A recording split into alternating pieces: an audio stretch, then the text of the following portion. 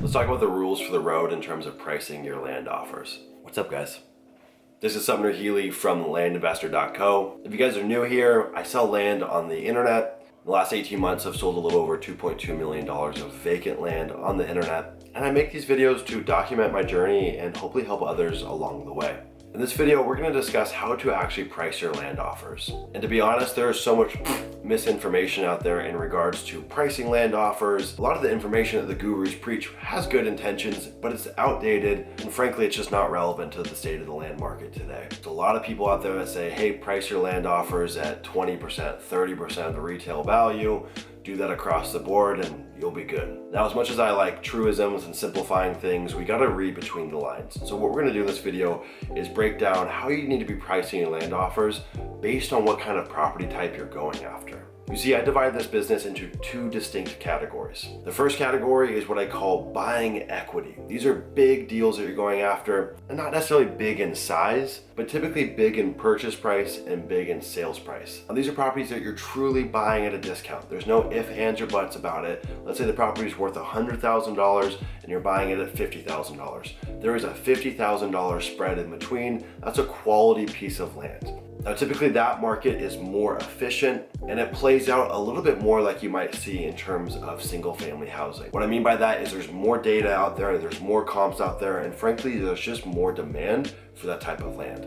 Now, on that end of the business, you're gonna spend more of your time on acquisitions. You're gonna spend more money on marketing. You're gonna need more support. You're gonna need more team members to be working the acquisitions pipeline for you. But once you lock down a deal like that, the actual dispositions or the selling of it is very, very easy. If you're buying a property that's worth 100 grand, you're buying it at 50, let's say you're listing at 80, it's gonna sell like that in most markets. Now, on the flip side, you have what we might call your desert square type property. Now, these properties are very easy to acquire. On the acquisition side of things, they are not difficult in terms of getting a high response rate and a high acceptance rate. Now, on the flip side, the actual dispositions or the selling of these properties take a little more work. And that makes sense because they're just intrinsically not as valuable. You're typically having to add owner financing as an option in order to add liquidity and sell them faster. You're typically going to be appealing to a first-time land buyer, someone who typically doesn't know about development or just the difficulty of building on vacant land. And so you need a lot more resources and marketing capacity in terms of selling these properties, because in terms of asset quality, it's just lower on the spectrum. Now, I tell all this to you because once we make this distinction, now we can actually start figuring out how you would price your offers for going after more of the quality type assets versus how you're going to price your offers going after the more desert square type properties. Now, the problem is most people just give general advice across the board as if all land is created equal. It's not. Now, let's talk about buying equity. If we're going after more quality deals, our offer prices are going to look somewhere in between 40 to 60% of its retail value. Now, there's going to be a couple variables that play in here.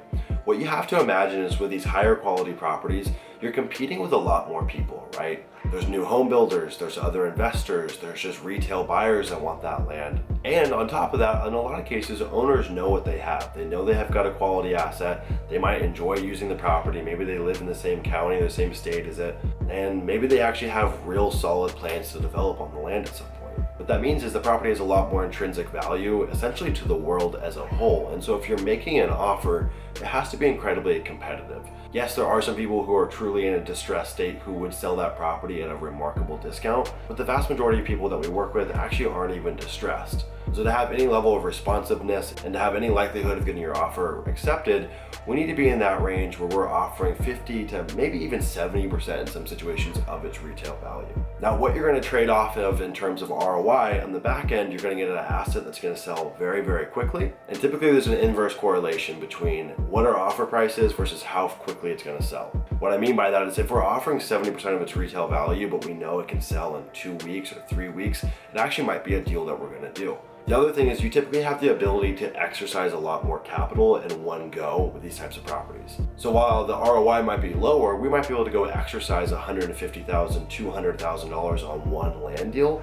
But when it comes to the smaller stuff, simply you're just never going to find yourself in a situation where you can exercise that much capital at once. And yes, it's a great problem to have, but as you scale up, you realize that you want to do less deals, but exercise more capital.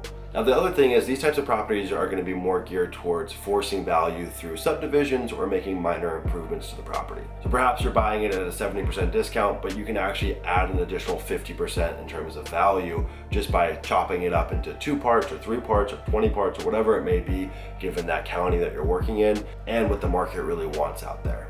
Now, if I look at our business on average, these are the properties that we're typically working with nowadays, and we're typically in like that 50 to 55% of its retail value. But there are situations where we would go up beyond that, either because we can exercise a lot of capital and it's going to sell quickly, or because we know we can force appreciation on the back end. Now, the other thing that's nice about these properties is if you're in a hot enough market, you actually don't even need to list them at a discount. And that part is true now, but that could change if the real estate market shifts.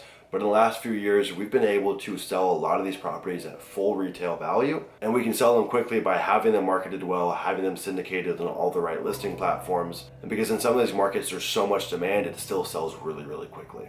Okay, now let's go talk about these little rinky-dinky lots, the old desert squares, if you will. Now these lots, depending on where you're at, yes, you can get away with 25%, maybe 40-45% of its retail value. That is certainly true. But here's the kicker that no one tells you. You're pretty much never going to be selling those properties at its full retail value. That's how we're able to sell those lots quickly. A, we add owner financing, and B, we sell them at a remarkable discount. Because frankly, there's just not a lot of demand for that kind of land. So yes, you can buy it at 25% of its retail value for certain, but you're almost never gonna sell it at 100% of its retail value. More times than not, you're gonna be listing it at 50%, 75%, maybe 80% of its retail value. So you're actually not capturing that full spread from 25% to 100%. The other thing is the vast majority of buyers that are going after that property type are not going to be paying cash. And yes, you can really force value and actually collect more money over the long run by selling on owner financing terms, but you need to be mindful the velocity of your cash is actually going to be a lot different. Yes, you're selling at a higher multiple, but you're typically collecting very low down payments, and maybe you're only getting the full basis back from that investment in the first 6 months, 12 months, or 18 months.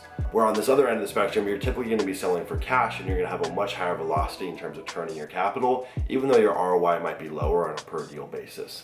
And to be totally honest, that's why I don't really give a hoot about what we're buying these properties at. I more so care about how quickly can we sell them and how much cash can we deploy at once. The tricky thing with the desert squares as well is because you can't exercise that much capital, you have to buy a really high quantity of them. And with that comes a whole slew of problems. You gotta work with more sellers, you gotta do more paperwork, you gotta work with more buyers, you gotta do more listings, on and on and on and on. And a lot of the gurus in the space have created a ton of false expectations as if that buying an asset at 25% is the greatest thing since sliced bread. To be honest, not really. I would rather buy an asset at 50, 60, 70, 80% of its retail value, sell it quickly, sell it for its full value, and be able to deploy a ton of cash at once. Now, if we zoom out, we can quickly see that there is a correlation between price and then offer percent. So typically the lower the price, the lower the offer percent.